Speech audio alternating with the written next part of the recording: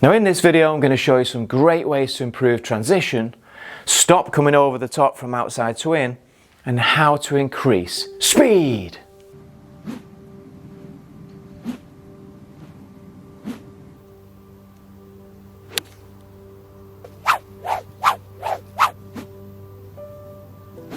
And I'm going to give it to him. I'm going to give it the Tommy Fleetwood drill. Swing fast, stop hard.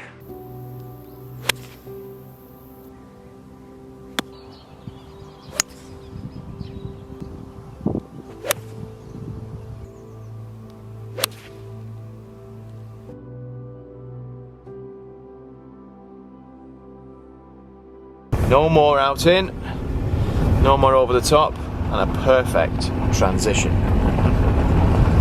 No messing.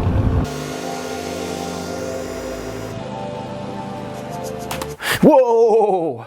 Before you even start, do yourself a favour and do a dynamic stance and alignment check on the golf course, because if you're standing wrong in relation to the target, then you're wasting your time anyway.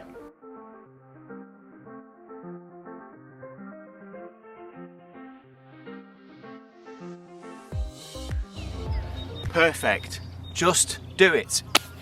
Now most golfers overuse the body in the downswing, which makes it slow, weak, and throws you over the top.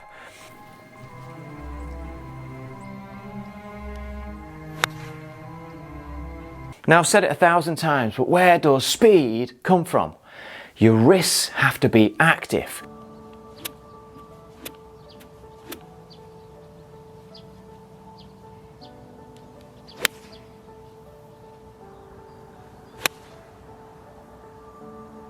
That is where the speed is released.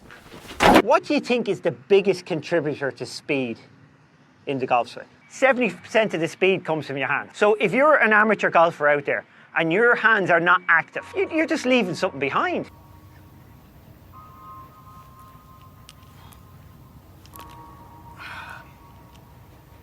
Before you try any of this, you've got to be loose in your hands, your arms, your wrists, and your shoulders, where you can get some freedom and generate speed.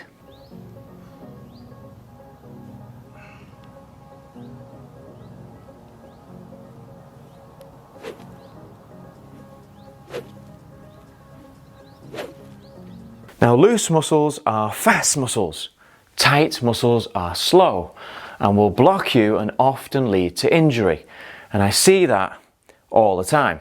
Now if I swish this alignment stick around like this, now as you can see, the power and speed is generated from my hands, arms and wrists, and the body is just there to support this motion. The weight naturally transfers from right to left, from backswing to downswing.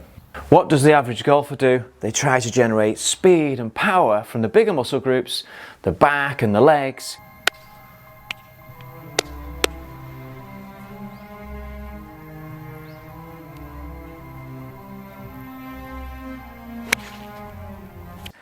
But this is actually slow and weak. So in order to create speed, you've got to use your wrists and allow them to freely hinge in the backswing so they can rehinge in the downswing to create speed. Now this first drill has been around a long time, but it's been recently made famous again by Tommy Fleetwood and his great coach, who I worked together with for about 8 years, Alan Thompson.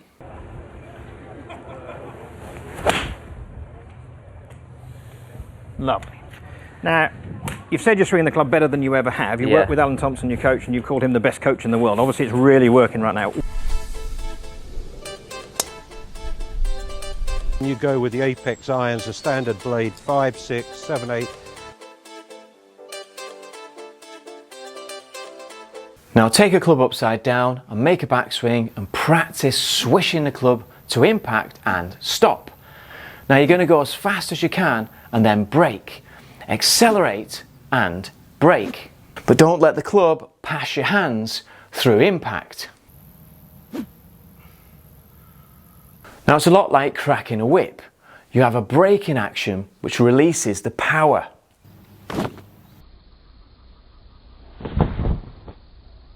Now you want to remain still with your upper body and start down with your hands and arms, which stops you from getting your upper body involved too early in the downswing.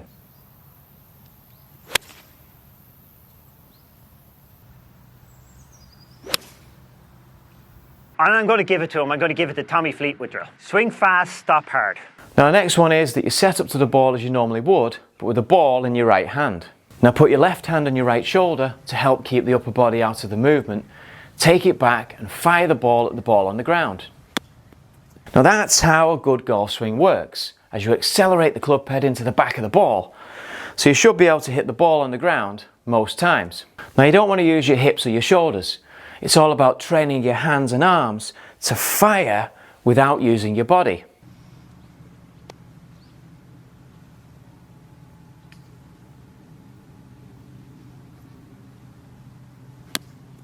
So I'm using my body as resistance, and I'm learning to fire and accelerate my hand and arm, which most golfers struggle with because they have too much tension and use their shoulders too much. Now another great drill is to hold your arm out in front of you and hold the club upside down again. Now take it back and swish it and go all the way through this time, but make sure as you swing through that the club goes up and finishes between your neck and shoulder. And whatever you do, don't let it come around like this. Notice that my hips turn but my shoulders don't. That's why I hold my arm out like this, because I don't want this motion. Keep the shoulders there and fire the arms and swish them through.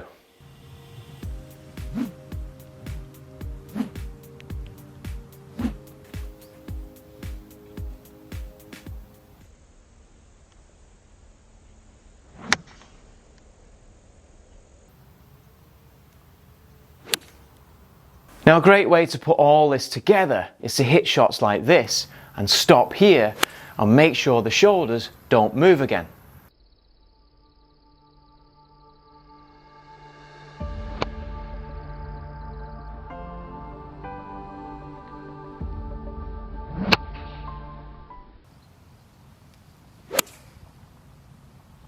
That really works on the transition and gets the hands and arms to work down first before the body starts to unwind and throw the club over the top.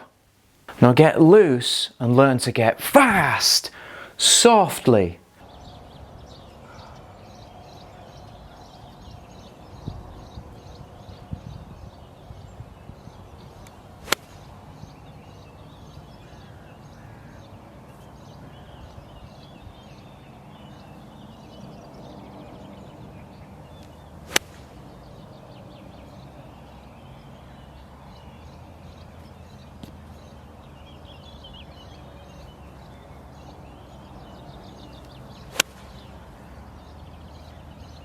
Where's he going, mate?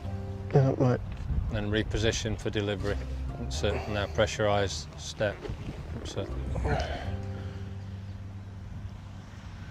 Hey guys, nice book. Can I have a look? Ugh. So far, the short game has been wonderful. 64 yesterday, which... So if I put my ankles touching like this, right, it makes me release the club.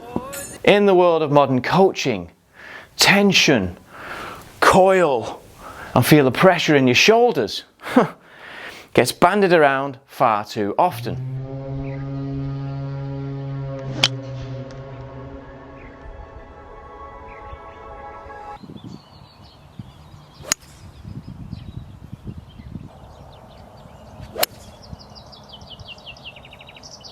Now most golfers are tense enough and already feel the pressure in the shoulders without trying to coil and feel the pressure and feel the tension.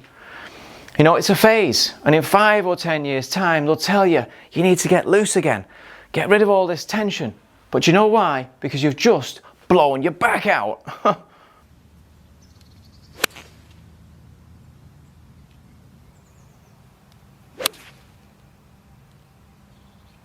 Now speed comes from loose and relaxed muscles, okay? I can feel it somewhere inside, haunting, like a drug I keep on wanting.